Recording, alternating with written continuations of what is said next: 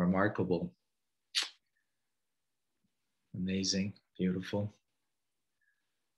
As the people are coming in, I'm going to welcome.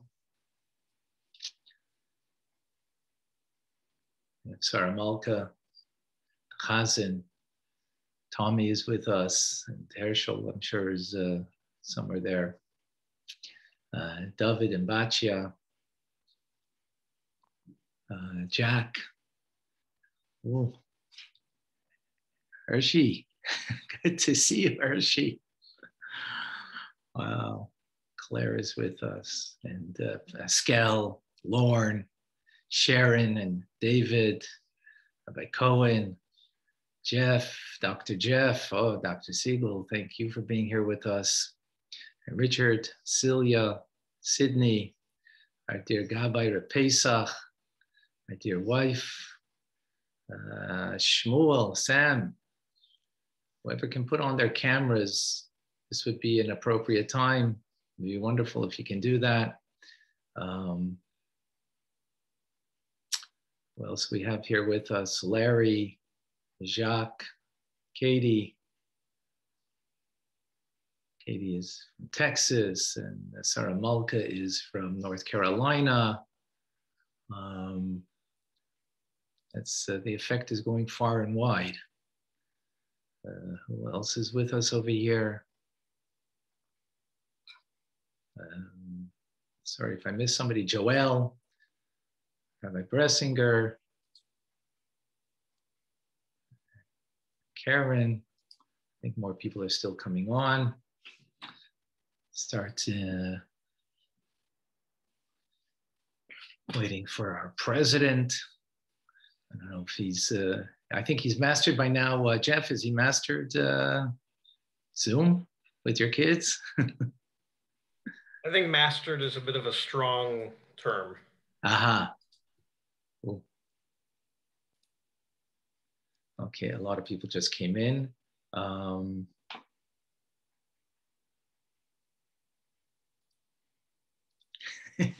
As long as he gets on. Bacha, you're okay there with, oh, there he is, okay. There he is. Bacha, it's still working. Okay, who else is here that I did not recognize? That's with us. Nochem, our president, together with his wife, Mary, Aviva is with us. Jacques and Estelle, Leslie, Jack, our accountant. We need to mute folks. Please. Everybody needs to be muted. Okay. Who else is with us?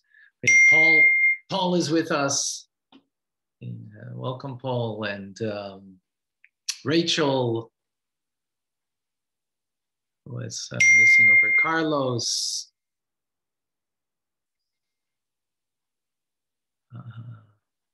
Eugenia from Calgary is with us, and Bill.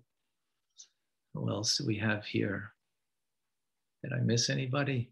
Sorry, trying to catch everybody, and welcome you all.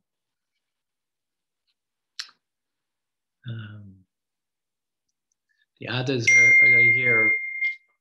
Israel, Kenneth has just joined us. Welcome. Okay.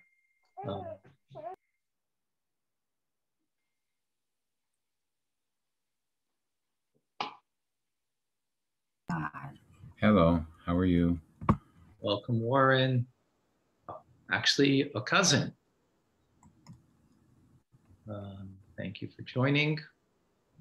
Thank you for having it. Lighten up his face somehow. Okay, you can hear. Okay. Hello, Rabbi. Sorry, who's just said hello? Marty, Mordechai, Granner. Oh, Marty. Oh, yes. Well, there you are. Good to see you. Wow. Good day. Yeah, wonderful. Okay, I think we're ready to begin.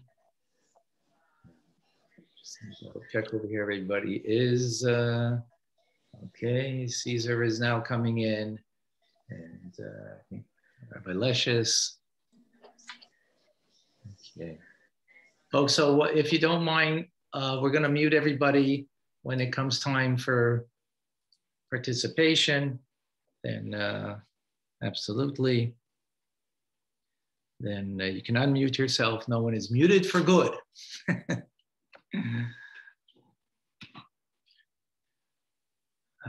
Begin with a bracha. Baruch atah Adonai Eloheinu melech haolam shehakol niyeh bidvarei. If anybody has a l'chaim where you are, please. Yeah, sorry. My video sometimes doesn't work. So. Okay, so Warren, it's okay. We don't need to. It's all right. Don't worry about it. Just okay. We need to stay on mute. And all right. Thank you.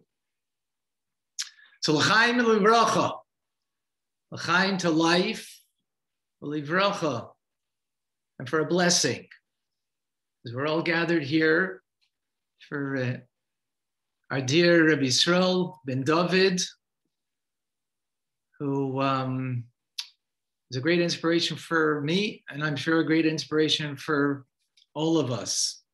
I want to thank the family, which is the synagogue, which is his real family, because for the last, I don't know if it's 5 or 6 decades, Rav Nochum, our president, probably has a better idea of that.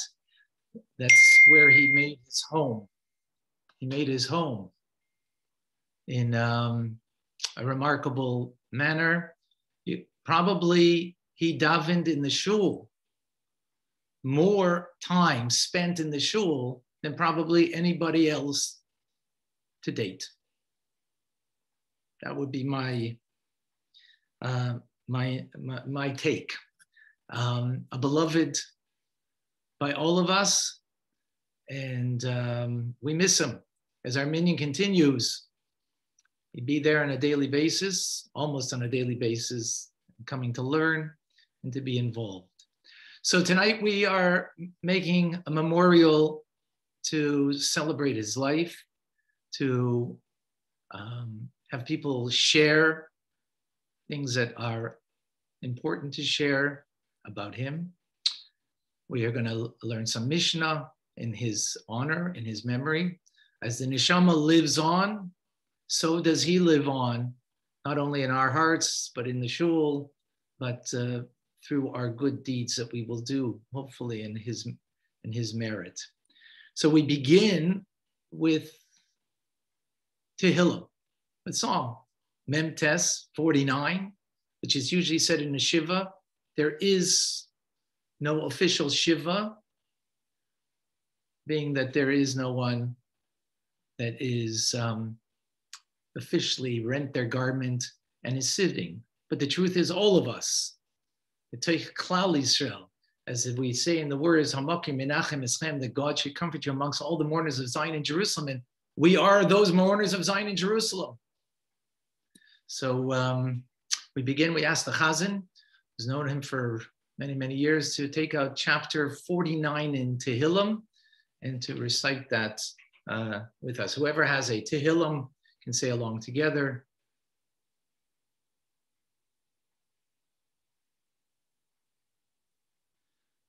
Okay.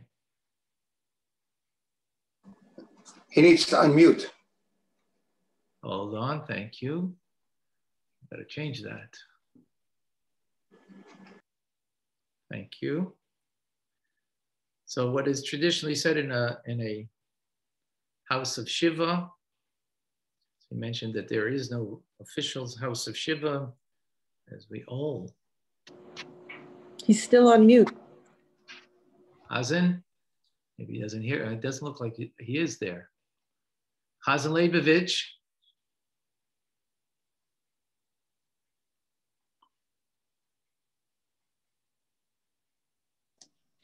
Maybe call him on his cell phone. Chazan Leibovich, do you hear me? Please unmute yourself. and say the Kapitel 49 of Tehillim. Yeah. To start again? We hear you. Okay.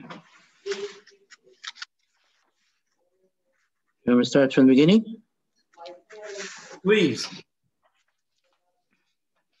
Shalom Natseach Ibnei Koirach Mizmoir Shimuzot Koramim Mazinu Kol Yoshvei Choled Gam Bnei Adam Gam Bnei Ish Yachad Oshir V'Yavyain Pida B'Chochma Yitzvagus Libis Tevunois Atel Moshe Lo Niyaftach B'Chino Yichidosi Lama Iro B'Meiro Avon Akeva Yesu Beini Aboit Chimal Chelem Eroim Hoshram Misalolu Oklay Father Yifdeish Lo Yitem Elohim Kafroim Yikar Pidyon Avshem Echot Ali Olam V'Chiyoi Lo Netach Lo Yideh HaShochas Ki Yinach Chachamim Yamosu Yachat Ksil Vovar Yevedu Vod V'Lachel M'Chelam Ki Bo B'Tei Mo'ei Lo Yidam Mishkena Yistam L'Doi V'Doi Kol Mishma Yistam Alei Dam Mo'is V'Yadam Bikar Bal Yolin Im Shol Kabem Mo'is Nitmu Zedarkom Kosalam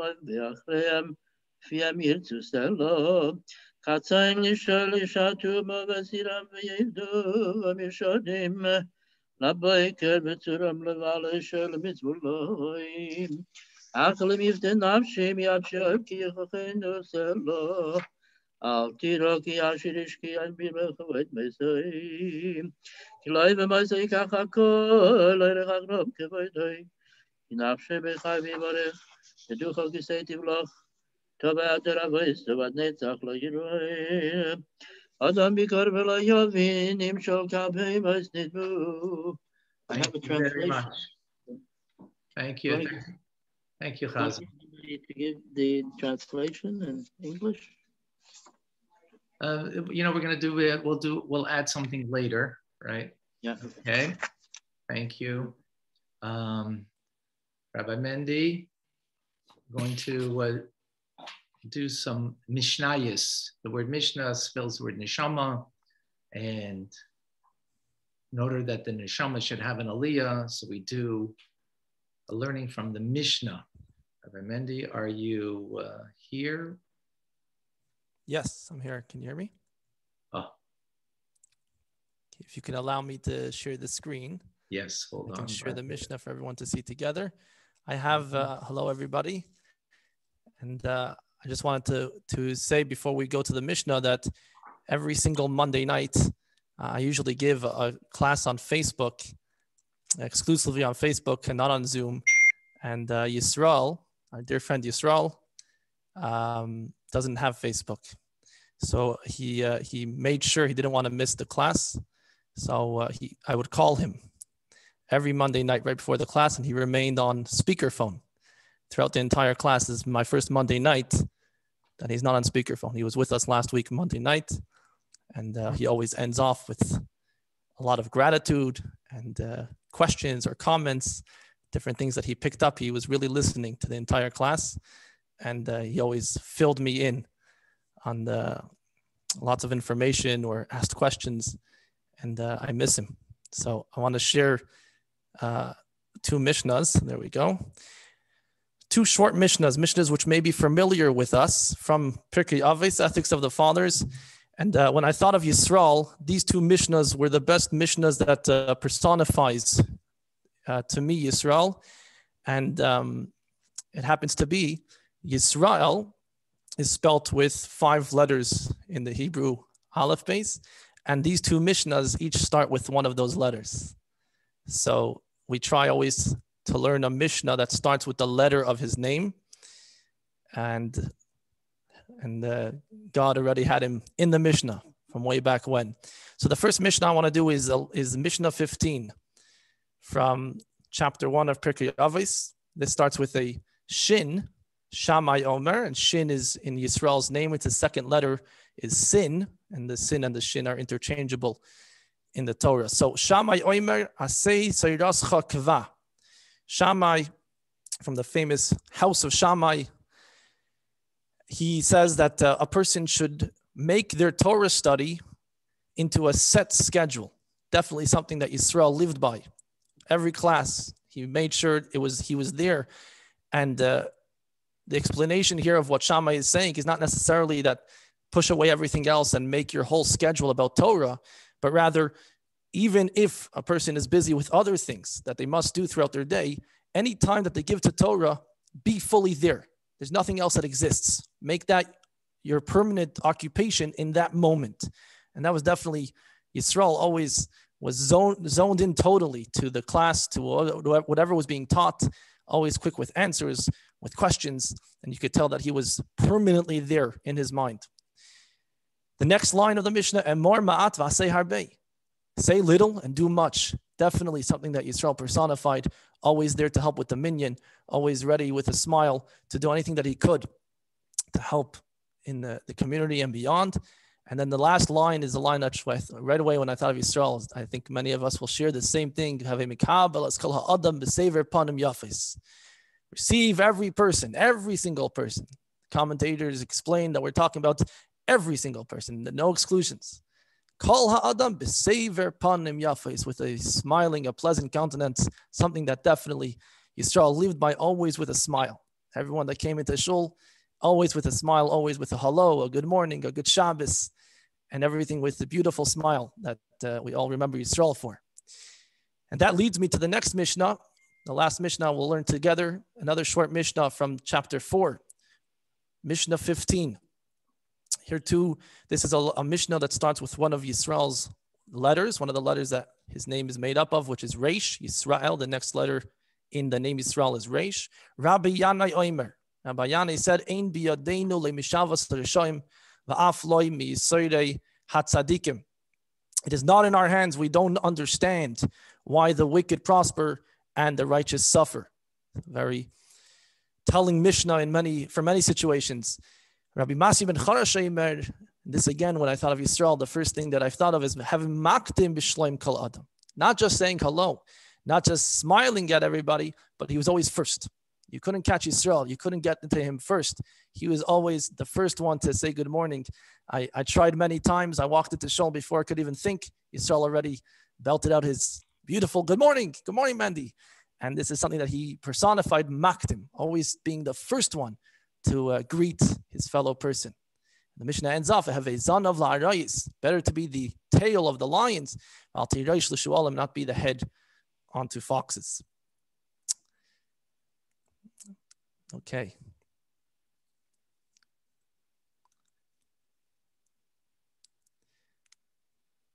Rabbi Fine, that's the end of the Mishnahs. Thank you. Okay, if you can stop the share. Yeah.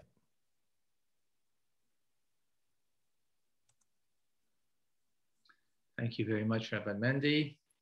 Yes, they were very close. Just to share with you a couple of words that I expressed by the funeral. Friday, there were huge snowflakes, beautiful, pure snowflakes. And it dawned upon me how the Baal Shem Tov teaches us that everything is divinely orchestrated. And whatever happens is a sign from heaven. It was such a clear sign to me. So when you think of Yisrael, he is like the pure snowflake that is just lily white. A person without an ego, a person with just pure goodness. So we all experienced, I'm sure, such a pure soul. If I were to envision what it was of Adam Harishain, Adam, the first person, Kaidem Achet, before in the Garden of Eden, before any sin, it would be Yisrael in that pureness of his heart and his neshama. Very, very special. So we have many people that have come forward and have asked to share things, their experience with Israel. We have our president, Rav Nachum Siegel. We have also from a family friend, Harold Stavis, who's a lawyer that represents the family. We have Rabbi Bressinger, the father of Rabbi Mendy. We have Rabbi Cohen. We have a dear friend, Paul Gazin, Joel, who would like to share. And I'm not certain if I missed anybody else at this moment. I think Tzachi also asked to share, but we'll begin with our president and ask Reb Nochum to share some memories, to share some thoughts of Yisrael ben David, a blessed memory. Reb Nochum, you have to unmute yourself. Maybe you need your wife to help you with that, or your grandchildren, even better, but they're not there.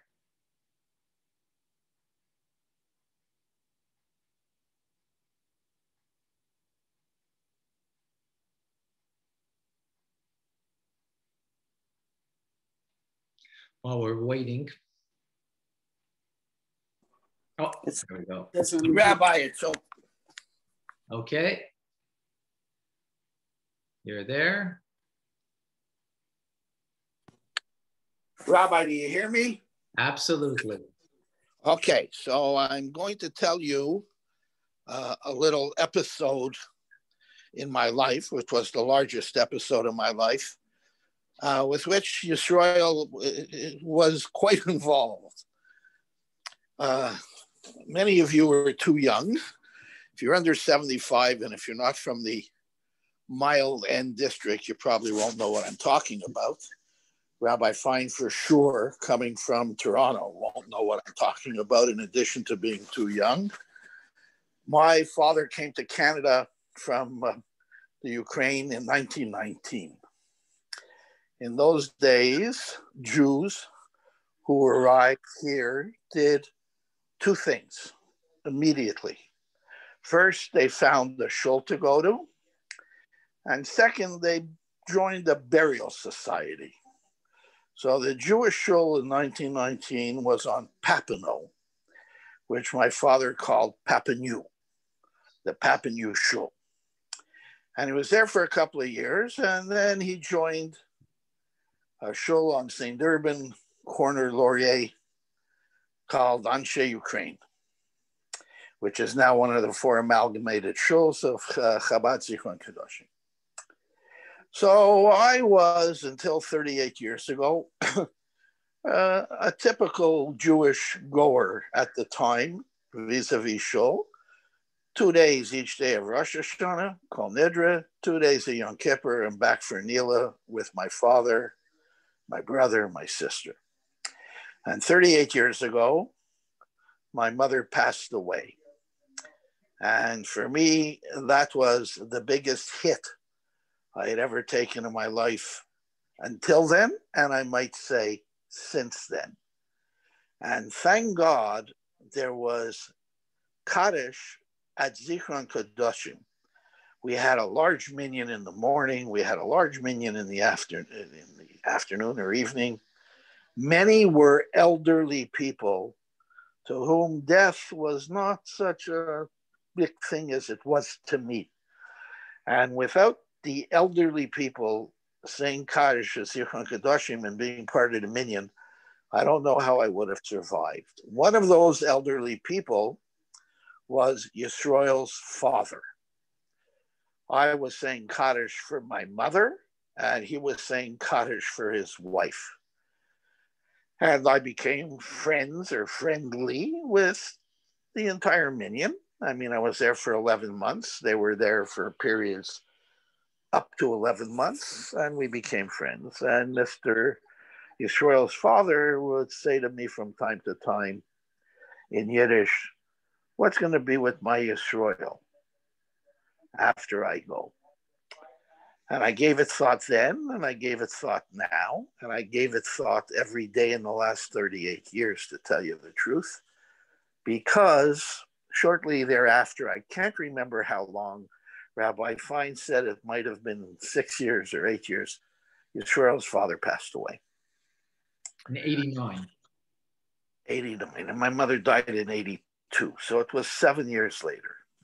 And Yisrael was a very regular in shul, and I must say, so was I, except for weekdays, but I was there every Shabbos, every holiday, stayed for the entire period, etc., as Yisrael did. And whenever Yisrael would say to me, "Good morning, Mr. President. Good Shabbos, Mr. President. Good Yontif, Mr. President."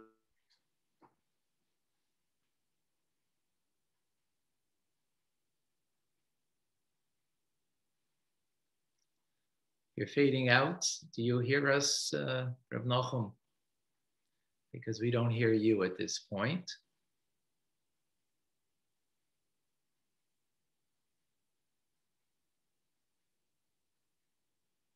Rav Nachum, Mr. President.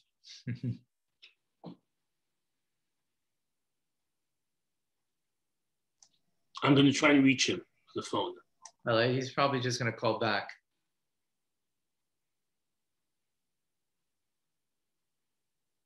I don't know if he's on his wife's cell phone. He'll just have to call back. Don't call him because I think he's using the cell phone. So then you're going to confuse him. I'm calling his house phone. Okay, yeah, okay, fine. All right. You know what? As we just wait another moment.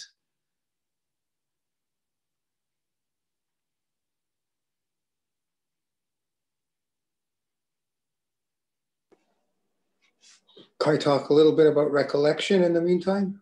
Yes, okay. So Reb Pesach, the Gabbai of Chabad Zichron Kadeshim, while in the interim, please do share. So Rabbi Mendy mentioned how Yisrael always had a good morning for every person. And he always beat everybody to the punch. You could never tell him good morning before he told you. And not only that, one of the things that surprised me a lot is, and I probably am not original, I thought he says good, when he said good morning, he always says your name, and he says it in such a way that, you know, you can come into a whole room of people and he calls out good morning. And, you know, I felt like he's saying good morning to me. I mean, I didn't even think he says good morning to everybody like that. I only realized afterwards. In other words, it's on such a personal level. It's so meaningful that you feel it's directed only to I feel it's only directed to me. He says good morning that way only to me. And it has a tremendous effect. So I wanted to tell a story about how a good word could save a person's life. Is that okay, Rabbi? Brief. I don't mind being interrupted. I can do it in installments if you like. Brief is not my forte. I know, that's why I say that. Okay. No problem. Like I said, you can cut me off anytime, and I'll give you the next installment if and when that comes by. All right? Is this specifically about Rabbi Yisrael? No, it's not. It's about the idea of so reaching out to a person. I think, to be fair to everyone, that maybe we should wait for that then. I think that would be the appropriate thing, because, you know, we are in the time of Shiva, and by the way, this is remarkable. And I'm sorry to interrupt this. My story's about the Rebbe. My story's about the Rebbe, and he for sure would like the story. There's no question about that, and I would like the story. I would like the story. However, the nakuda of one of the things of a shiva, and I saw this in some homes, is that I remember I was visiting Rabbi Manas Friedman when his father passed away, and he had a tape recorder. This is several years ago. You know, anybody remembers what a tape recorder is, right? And he put it in front of people when they came in and says, "Tell me a story about my father." You know, another person came in, "Tell me a story." Since it's a time of the neshama is leaving the body, and it is sort of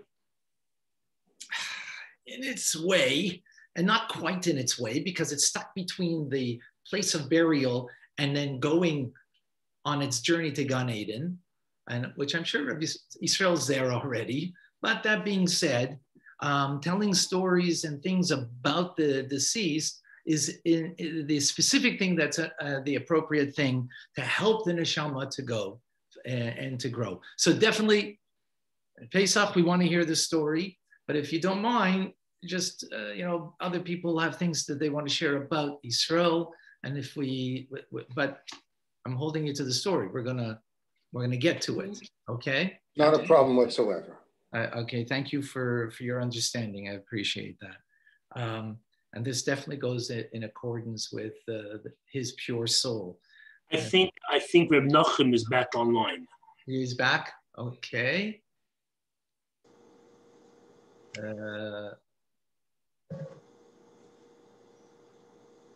Oh, there he is. Okay. Well, Reb Nachum, I'm asking you to unmute yourself. If you need your wife's assistance. No, I just did it. Okay. Your whole family. Where did I get cut off where I was previously speaking?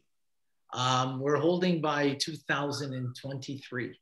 No, anti-Ukraine. Anti-Ukraine. You said about anti-Ukraine. You said I don't hear you, and I've unmuted. You said that you were born in 1919, Nachum. Okay, you've already did your service of Kaddish for your mother, where okay. His father was saying Kaddish for his wife, for Israel's mother. Right. This was in 1982, but then 7 years later, he himself passed away. Yes, in 1989, he passed away. And in 1982, when I was saying Kaddish for my mother, and Yisrael's father was saying Kaddish for his wife, started my real involvement with the shul. And I may have said to you, I don't know whether you heard it or not, that Yisrael's father said to me a couple of times, what's going to be when I go with my son Yisrael? And I would tell him, don't worry, you're not going and it'll be okay. Now, carry forward 38 years. I came to shul regularly until COVID. I was there every Shabbos, every holiday, whatever the case may be. And so was Yisrael. And when I walked into shul, Yisrael would say loud and clear, "Good morning, Mr. President." And I would say to myself, probably for the 10th time that day, even though it was only 9 in the morning, Yisrael reminds me of my mother, and Yisrael reminds me of his father. And I carried that with me till the last time I saw Yisrael, which was probably last March or April, whenever it was that the shows closed down. So I was very grateful to Yisrael for giving me not just a memory of my mother, but a real, as we say in Yiddish, a real shtoch about my mother, a real push about my mother, remembering the Kaddish for the 11 months, remembering Yisrael's father. And for that, I was forever grateful. I never explained it to Yisrael, because although I know how smart he was, I didn't want to ever mention his father to him, Oliver Shalom. But I was very grateful to see Yisrael in shul every time I saw him, which in the last 38 years had to be at least 2,000 times. That's what I have to say about Yisrael. He was great. Thank you. Thank you, Reb Nachum. You know, I just want to pick up on something that you mentioned about his great intelligence. I used to, I would call him our resident scholar, which indeed he was. He always knew the answer, and he was exuberant, you know, to share the answers.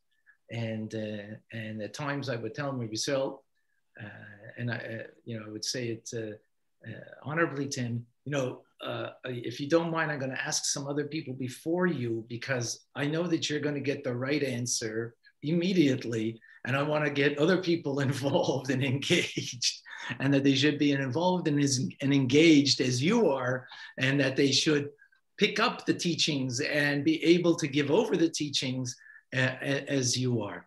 But he was our resident scholar who really remembered things that were taught to him decades ago and would be able to share that and with without any ego, without any self-importance, just telling over the facts, telling over, Torah wisdom as he was a recipient of it from whoever taught him, wherever he learned. It was quite a remarkable and beautiful thing. So let us move forward with other people sharing. I think we have Harold Stavis, who's also a long time member of Chabad, of Zichron Kadeshim, the originals, and Chabad Zichron as of today. And as mentioned, family friend, also representing the family as a lawyer. So Harold, please share. Yes, so I remember Israel, as everybody does, from synagogue, and every time you did see him, he was always very, very friendly, always said hello, always had a smile on his face. And I also did some work for Israel, and I must tell you, he knew what was happening. He was with it, he asked questions, and he always wanted to do things his own way and on his own. A lot of times he had to bring stuff to my office and I would say, I'll go pick it up at your house. No, I'm gonna bring it to you. It was just for 2 seconds, you had to drop it off. And I didn't want him to schlep all the way from his house down to my office. I would say, I'll pick it up. No, I'm coming down. It's happened a few occasions. There was also an accountant who I had referred him to, and exactly the same thing. I was just speaking to the accountant on Friday and we were just reminiscing about it, that he said to Israel, I'll come, don't bother coming to my office. I will go to your house and pick it up. And Israel said, no, I'm gonna take it. And he was always just very smiley and thankful for everything you did for him. Always appreciative. And he just, wanted to do things on his own, which I commend him a lot. Thank you. Thank you very much for sharing. So in the last about 10 months, because of the pandemic, that's of course been a great struggle. And at Chabad Zichron, we have been dedicated, whenever allowed by the provincial rulings, to have a daily minyan. Of course, that Israel was very much an integral part of it. The truth is, one of the things that helped us to get through making sure that we had a minyan, because it was very difficult. Some people were worried about coming to shul, and elderly and rightfully so, that they shouldn't come to shul. It wouldn't be the right thing for them to do under the circumstance. Israel, of course, was able to come and wasn't a problem. But in the last 10 months, I've had a partner to make sure that we had the daily minyan, and to make sure that everybody would participate and Israel would come. And that's Rabbi Bressinger, who, because saying Kaddish for his father, would depend on many of us that are on right now, and would depend on Israel. I'd like Rabbi Bressinger. You there, Rabbi B? Yes. If you could please share. Sure. Thank you, Rabbi Fine. And it's really, you come to appreciate community very much so when you're saying Kaddish. I mean, and I've always had a special relationship with Yisrael, because I'm in shul usually quite early. I'm that age where I wake up very early, and I become shul, and I have a daily practice where I'm learning something with the aid of a class that I have online. So I'm listening to the class and I'm following inside, and Yisrael would show up, and it would be me, him, and the recording. And he would sit and he would listen. And one time, this is only about a week ago, where the class was about how precious each and every one of us are in God's eyes. I looked over Yisrael and I said, Yisrael, do you have any idea how much God loves you? And he thought for a few moments. He said, no. I thought that was a moment that really stuck with me on a few levels. One is his certain humility about him. And two, I was pained by that statement. I was pained by in what seemed like his pain. And I'm comforted that now he knows very clearly on just how special and precious he is in his Creator's eyes. And that brings me comfort. And the fact is that each and every one of us, if we're going to be really honest with ourselves, we might also have the same answer at times. And we can think about Israel and think about if any of us knew him at all, there was no question that in God's eyes, he was very precious. And so too each and every one of us. And the other thing, like I heard, he would need at times to be shown different things, whether the mask was on this way or that way or little things like that. Whenever you told Yisrael anything, he would always answer right away, thank you very much. Thank you very much. That's how he took things to heart. And it was quite an example. And I drove him home about 10 days ago. It was raining and he wouldn't go out in the rain. And I drove him home and I dropped him off at home. And I said, Yisrael, why don't you like the rain? And he said, I don't like the rain. And it was just, that was the end of the conversation. And there was such a sweetness about it. No games, no nonsense, Yisrael. So we should all take to heart, especially take to heart the fact that he was a 10th man many, many, many days. So we need a 10th man to sit in his place. And especially we need all 10 of us to be able to say good morning right away, the way Reb Pesach said it, so right on. You really thought you were the only one in the room when he said it. Thank you for letting me share that. Thank you. Beautiful. Beautiful.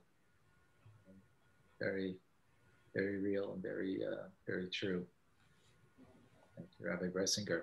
Yes, Rabbi Cohen, who knows him for, I'm sure, at least a decade's time.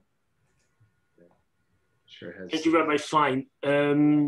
I just want to be brief and just share with everybody that, you know, the times that we were together, me and Yisrael, together with the Nochem and the Chazan, what I saw in Yisrael was truly an emunah peshuta.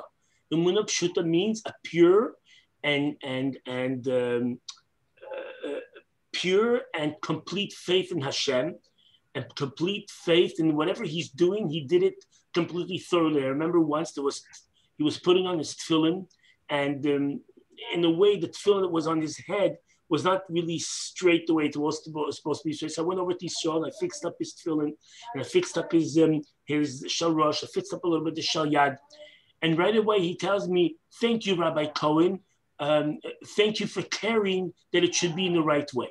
So I felt at that point that in many instances since then, that it was an emunah pshuta, whether he understood why or he didn't understand why has to be one way, it should be the tzot should be one way and another way. He knew that the right way was supposed to be the right way that he was supposed to do it. So he would come to daven, he would come and put on his tefillin, he would attend the Shabbatons, we would organize Shabbatons. He was always the one participating in the Shabbatons, making sure he was the first one to pay for the Shabbatons. He wanted to be part of the activities because he knew that an activity in shul, an activity, a shir, a class in shul, whatever went out in shul was something that was important for Yisrael. And, you know, I think to echo what either Pesach was saying or Rabbi Bressinger was saying, I'm not sure, but one thing we should take from Yisrael, and I think we should take it upon ourselves, to go forward from this as well, is that the same way when I would walk in and show Rabbi Cohen, good morning, Rabbi Cohen, good morning, Rabbi. I think we should take upon ourselves a hachlata, like a resolution to approach somebody else even before he could tell you a good morning or she could tell you a good morning. You preempt and say to that person good morning or good afternoon or good Shabbos, and that would carry on the legacy of Yisrael. And remember that the same way he would welcome you with a full heart and a full smile, we will emulate that and continue in his ways. And like this, the memory of Yisrael will always be in our heart forever. Amen. Thank you, Rabbi Cohen. Thank you very much for sharing. So some other people that would like to share with us and would like to hear from them is our dear friend, Pinchas ben Shammai, Paul, who we eagerly anticipate his coming back to Montreal to be with us. Who like to share, please. Thank you so much. It's not an easy act to follow, to speak after such intelligent, eloquent, and articulate speakers. Everything that everybody has said so far, I don't think I can add much more. I can give my personal views, but everybody said it so beautifully. I only hope that when it's my turn, one day, I should be half as virtuous and merit half as many of the compliments that Israel received tonight, and he deserved each and every one of them. For those of you who don't go to shul every morning, when I'm in town, I'm one of them that does go every morning. And I'm not sure I agree with what some of the other speakers said. I never felt like he was talking only to me, because he barked out every morning, hello, Paul. Hello, Caesar. Hello, Ron. Everybody that came in, he would say hello to. And that's very rare, because most people, when you come into shul, are doing their thing. They're putting on their tefillin, they're putting on their talis, and they just don't even notice you coming in. But Israel made everyone feel special. And that's because he was special. Like everybody said, he participated in everything. He was one of the first ones there. Many times after services in the morning during the week, Mendy would have a class, a quick 10-minute class. I almost always needed encouraging to stay for the class, but Israel, no. He was there, sitting down, asking questions, answering questions. Like the rabbi said, he always knew the answers. He was so intelligent. One story that stays with me, something that he taught me. He would come to shul every day. And for me, I saw him there in every condition, whether it was minus 20 out or whether it was sunny and 35 degrees, it didn't make a difference. He was there every single morning and he walked. Services. I would offer him a lift home, and 99% of the time he would refuse. On one particular occasion, it was bitter cold out. And I said to him, Israel, how do you come to shul? How do you do it? I can't walk a block in this weather, and you walk from Ponsard all the way to the shul. It's a long way. He says, doesn't bother me. I enjoy it. And I insisted that I give him a lift home. And in the car ride, I said to him, Israel, you want to stop? Maybe we'll get some groceries. Do you need anything? Do you want anything? Can I help you with something? No, I'm great. We talked a little while. I didn't know anything about him. I met him in shul. Who do you live with? I live by myself. Are you okay? Are you lonely? No, I'm wonderful. The lesson that he taught me was that people who have much more seem to complain. And I never, ever heard Israel complaining, smiling, happy, content with his life. I asked him about what he does every day. He said, I work. Do you like your work? I love it. I'm so grateful. What a tremendous attitude that this man had. And I feel personally that I learned a lot from him. And tonight I'm honored to speak on his behalf and say, Israel, l'chaim to you. Thank you for what you taught me. Thank you for being such a wonderful person. And your neshama should have an aliyah. And believe me, wherever you are, God loves you so much, and so do we all. L'chaim to Israel. Chaim, Chaim. Amen. Thank you, Pinchas. Beautiful, beautiful.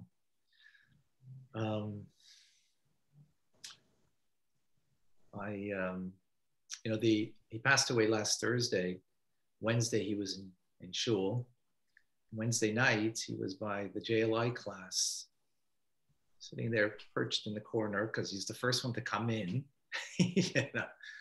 First one to come in, so he remains in the corner there, And as so many people have said, and some people only know him from a picture on Zoom, because they're not from Montreal. They don't come to the shul, like Sarah Malka and Denise and Linda and others who come to the various classes that we have, that the influence is broadened, and they just see him perched as a picture, and they felt yet so connected to him, so inspired just by a smile that they would see constantly on his face, see on his face a constant engagement in the class, in the material, asking, commenting, and I'm actually blown away. We see him in shul, we see him up front, and we see the purity and the goodness, and to just see it just from a little square on a Zoom class that has 20 other people or whatever the amount of people, and many of there's several of them that are here tonight, just from seeing that image of a beautiful smile, sharing whatever he had to share. And that's the inspiration, and that is the purity of this neshama. So last Wednesday night, he was by the class, he shared, and then the following morning he went to work. He worked by someone who I'm pretty close with, Dubois Rainville, Jerry Peckless, the owner of the company. I couldn't remember until finally, and I called him up, and just to hear from him. Actually, his son wrote in Paperman's obituary beautiful sentiment about the fact that he was there for 40 years working, and he was, a person who carried his weight and was always there, as everybody has expressed, in such a beautiful manner. But my heart goes out to him because he was working and he had a massive heart attack, and they didn't, I guess it's a very big warehouse, large company, and he wasn't found immediately, and just over some time, and unfortunately it was after some time. So painful that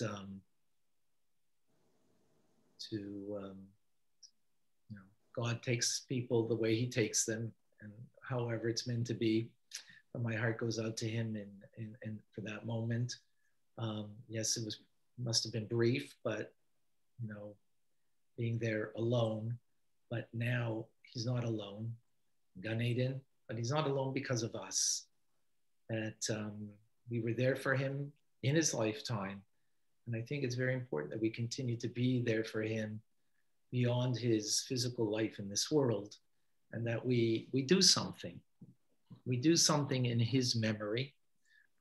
Because actually we are his family, the ones that are here tonight, and some of you some people couldn't make it here tonight, but the Chabad Zichron and Kadeshim is literally his family, and I just urge people And if you can do something that's meaningful as a memory for him, if someone doesn't put on tefillin every day, to put on tefillin is he put on tefillin every day. Someone needs to resolve to put on tefillin every day. If they don't, for him, that way Yisrael is alive through that person putting on tefillin every day, as he did. He wouldn't miss. He gave charity every day, except for Shabbos and Yom Tov, of course. If someone, takes that upon themselves every day not to miss, yeah, he wouldn't miss.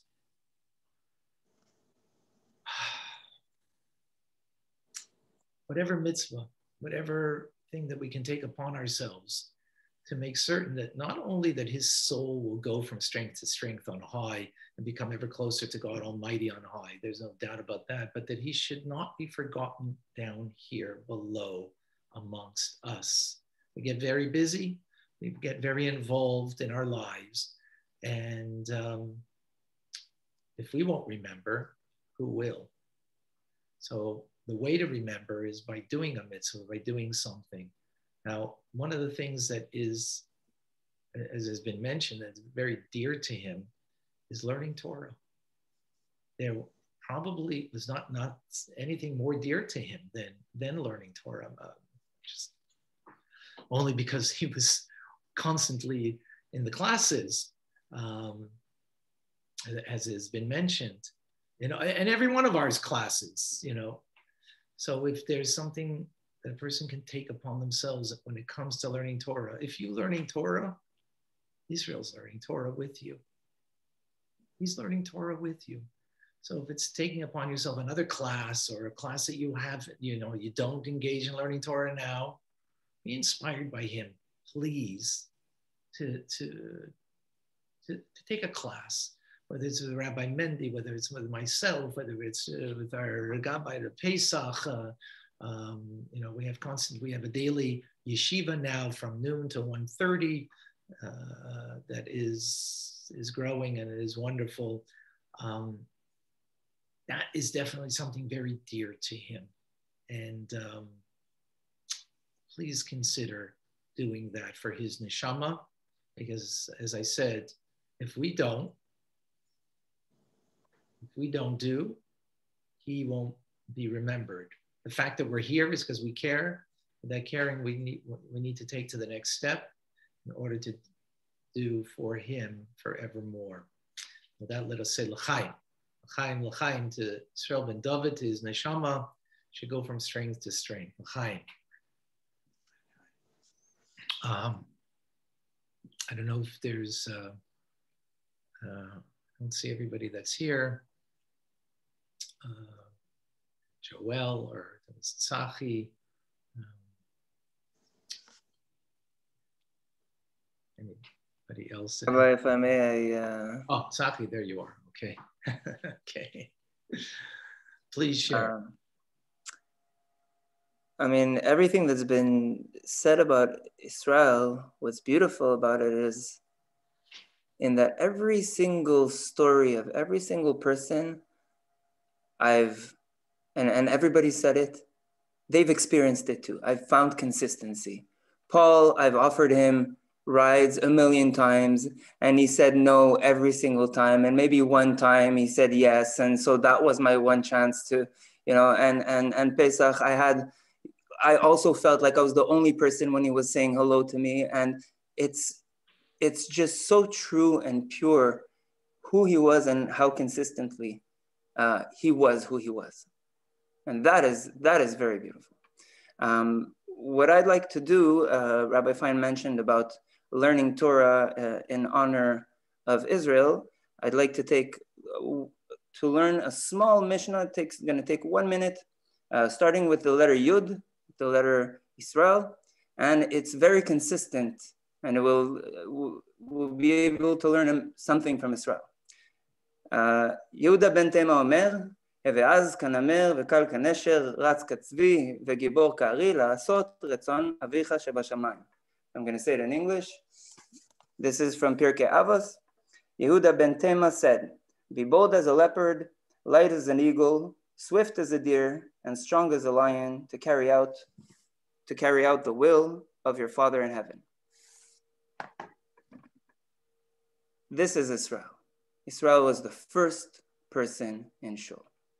All of Israel's life was revolved around the Shul. We are his family. Everything that he did, he wanted to learn Torah. He was the first person in Shul. He was swift as a lion, swift as a deer. He ran for the opportunity for the mitzvah. And that is something that we can learn from Israel. We have to, no matter if it's cold, no matter if it's hard, no matter how much it's difficult, Israel never looked at himself. He always looked, and even, that's even more beautiful what Rabbi Bressinger said when he was asked, do you know how much Hashem loves you? And he said, no, truly and authentically. Yet, even though he doesn't know, he runs, and he is the first person in the shul, and consistently and year after year and every day. So I think that's the beauty, that is the beauty of the emunah of a true, simple, real. This is the true emunah, like Rabbi Cohen said, emunah pshuta, simple faith, simple will to do what Hashem demands of you, and to run and do it no matter what the conditions were. And that was Israel. So I think that's consistent with what Rabbi Fine is saying, that we should, make a achlata, take a decision, and this, think about this. Think about how quickly and swiftly Israel put himself aside, always ran to do the mitzvah, to learn Torah. So this is something that we can learn from Israel. Chaim Tez Neshama Mez Neshama. Chaim, Sachi, thank you. Hi. Chaim. Just to add to your beautiful word, Sachi, Israel starts with the letter Yud, as you mentioned. The letter Yud is the smallest letter that can be actually represented by a dot. And many people, in writing the letter Yud, they make it with just a dot. What is a dot? It's indivisible. You can, if you split a dot, what are you left with? A dot. You split it again, you're left with a dot, right? A smaller one, but still a dot. That shows on what we call in the Hasidic terminology, bittul, self-abnegation, that it's not about me, that there's something greater than me. So it's interesting. His name starts with the letter Yud that represents that. That is the name of the Jewish people. God's name, Yud Kei Vav Kei, the Tetragrammaton, also starts with the letter Yud, which means about the self-abnegation, the bittul, the capability of putting oneself aside. And if we were to sum up, perhaps, about the beauty of this neshama, the pureness of this neshama, simplicity is a term that we use in reference to God. That he is, what does it mean, simplicity? It means God's not an add-on of things. It's just pure simplicity beyond any add-ons, even intelligence and so on.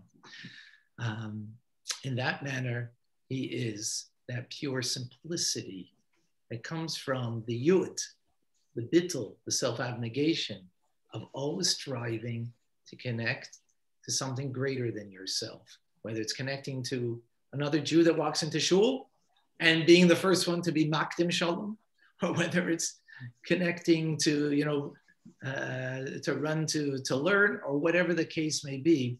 It was always trying to connect to that which is greater than him, setting himself aside for whatever the call of the moment, the call of the hour was. And that was the simplicity of his beautiful neshama. And they go from strength to strength. So thank you for sharing that Mishnah, that thought.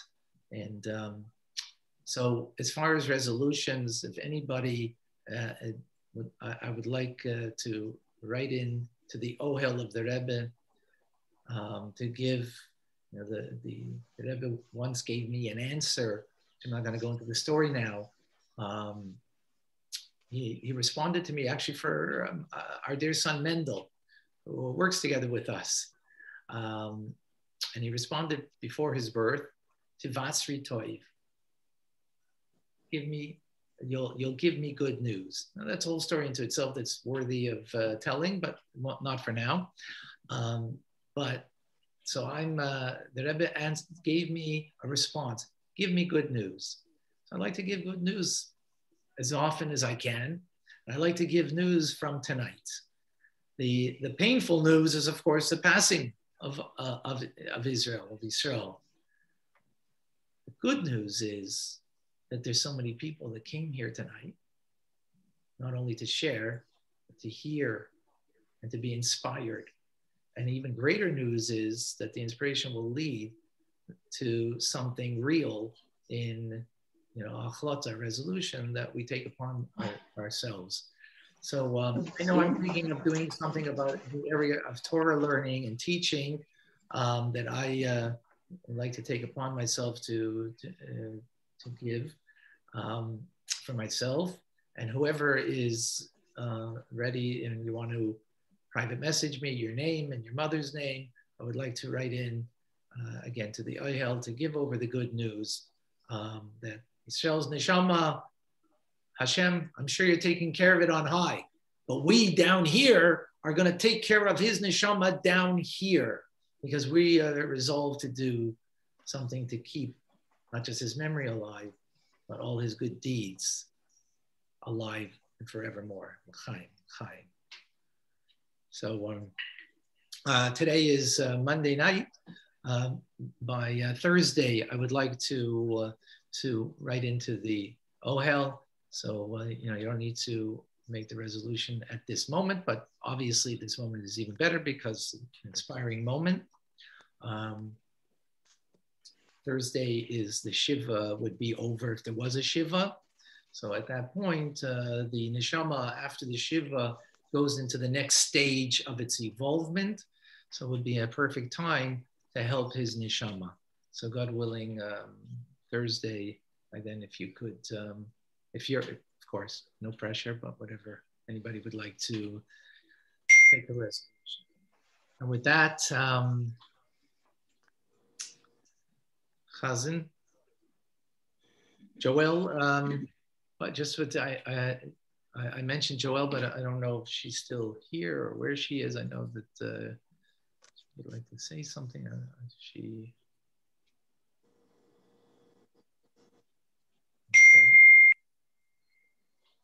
What is this? Ça marche pas. I'm here. Joel, would you like to share with us? Yes, I would like to share after all this beautiful, this magnificent tribute.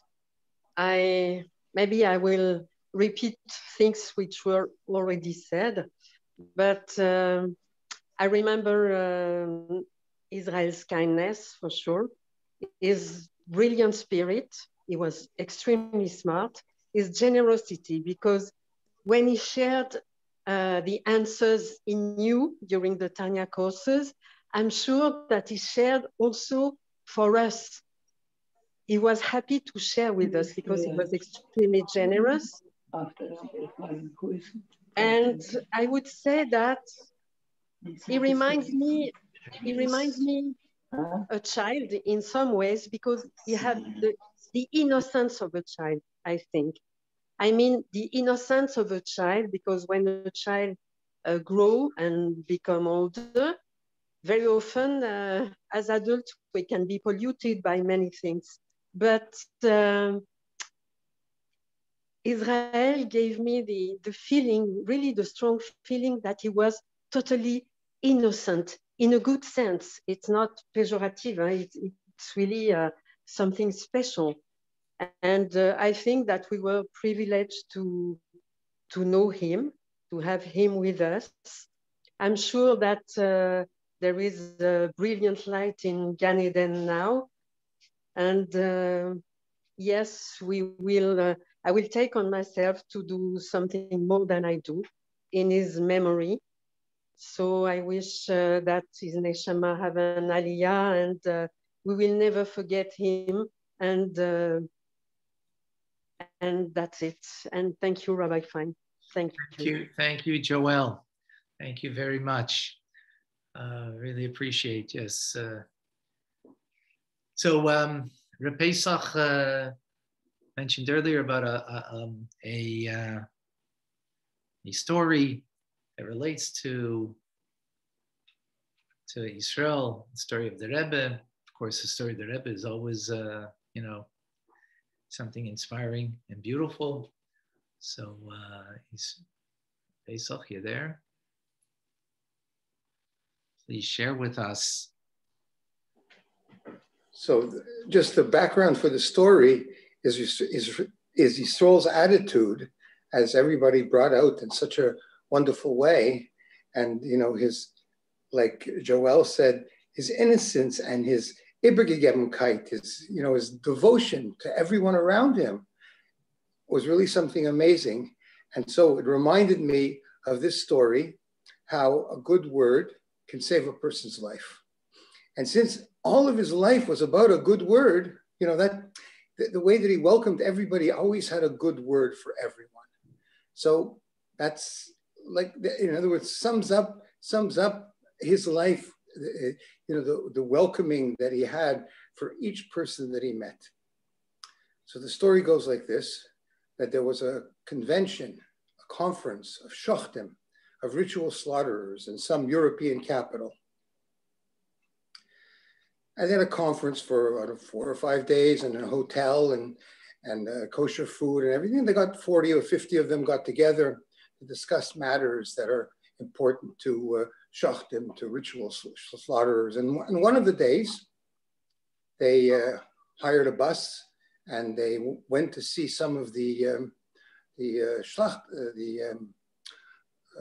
slaughterhouses. Went to see some of the slaughterhouses in the area. And when they came back at the end of the day, they visited 2 or 3 or whatever the case may be, and they all filed back into the hotel.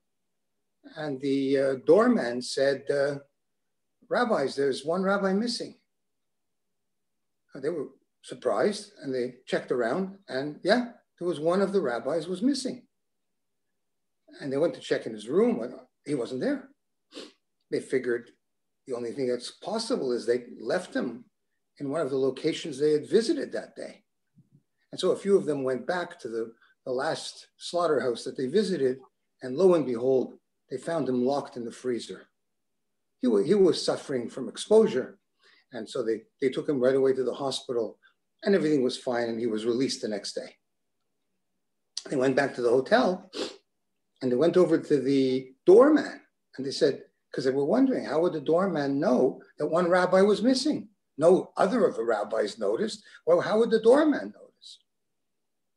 So they went to question him. Excuse me.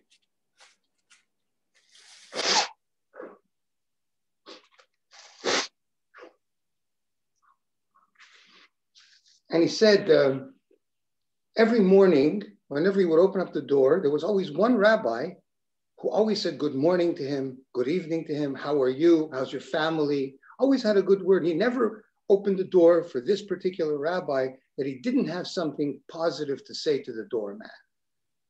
And he said, and when everybody got off the bus and they all filed back into the hotel, nobody said anything to me.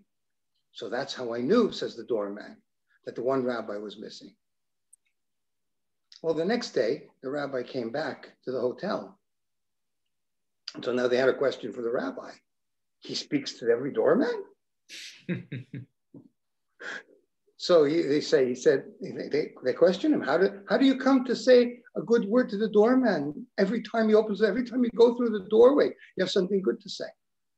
He says, I was brought up in Crown Heights. I'm not a Lubavitcher Chassid, but I once had the pleasure and honor and experience to see how the Rebbe welcomed the postman, the mailman who came with a daily mail. And he welcomed him and said, how are you? How's your day? How's your family? And he always had a warm word to share. When I saw that somebody like the Lubavitcher Rebbe goes out of his way to say a good word to a mailman, I decided that I would take upon myself that very same idea. And so I have all my life dedicated myself to say a good word to everyone that I meet. And it saved his life. And I dare say that that's what Yisrael's life was all about. That saved his life. That he was dedicated to this very same idea. And so if we're looking for something, a good resolution to make, is to put an extra smile on your face for another person.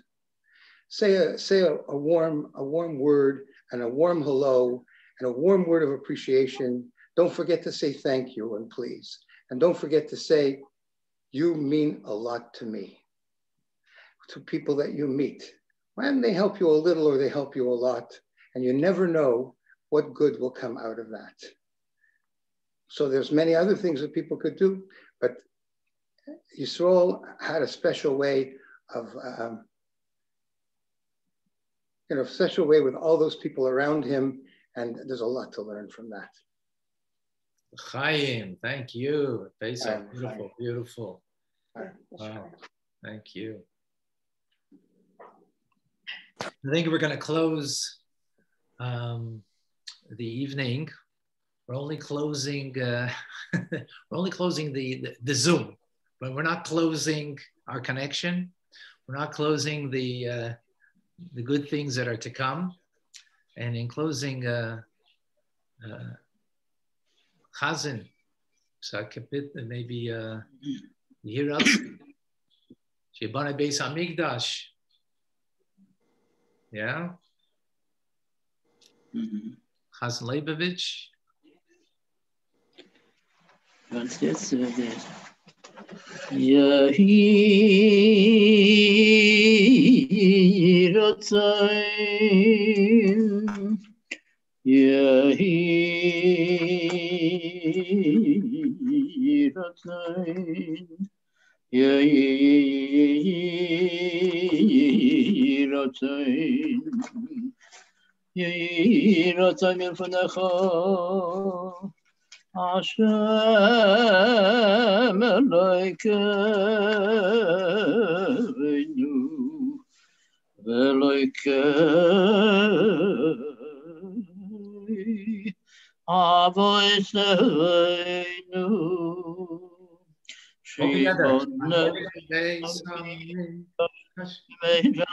Yameinu Sen Chavgeinu V'Zoyrazevecha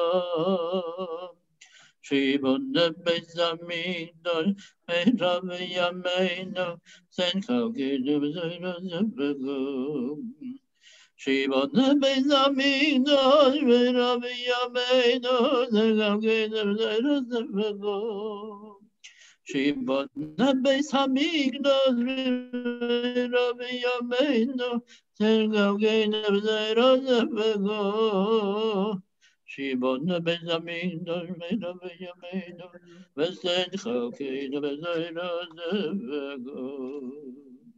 Thank you, Yitzchak. Thank you very much. So, folks, in closing, a reminder that the neshama is forever,